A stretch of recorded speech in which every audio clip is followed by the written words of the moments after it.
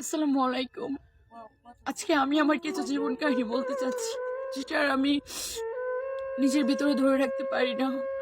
কেন আমি মিথ্যা বলতে পারি না? হ্যাঁ, আমি ম্যারেড। আমি 2016-তে ভালোবেসে বিয়ে করি। একটা ছেলে আমাকে পছন্দ করতো। 15 দিনের কথা, 18 দিনের মাথায় বিয়ে। তখন আমাদের কাবিন হয় নাই, কেন আমি অনেক ছোট ছিলাম। আমার বয়স 15 ছিল। শ্বশুর শাশুড়ি কেউ আমাকে মেনে নিত না। তখন আমি সংসারটা বুঝতাম না। ছেলেটা আমাকে যেভাবে ফুসলিয়ে পাসলিয়ে নিছে, আমাকে অনেক টর্চারিং করতো। আমি আমার মা বাবার কাছে চলে আসি। এভাবে এভাবে চলতে থাকে সংসার। ও চলে যায় আসে, চলে যায় আসে।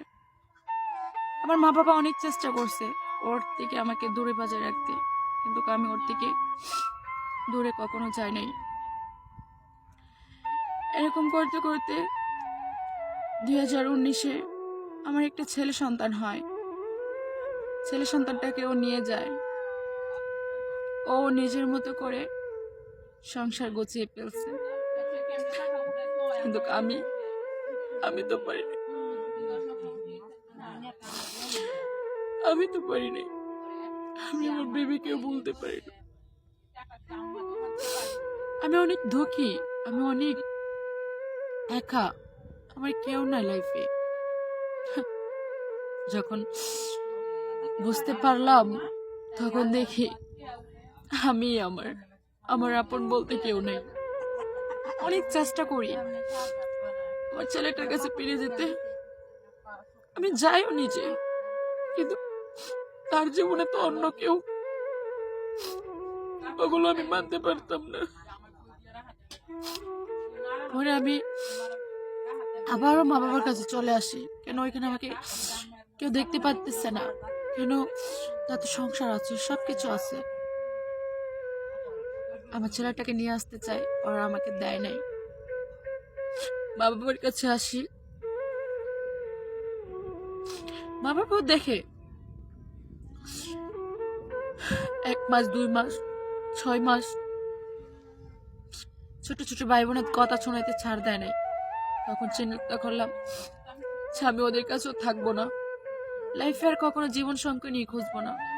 আবার চলে আসে। আর এখন মনে হয় না, আমার লাইফে কাউকে প্রয়োজন।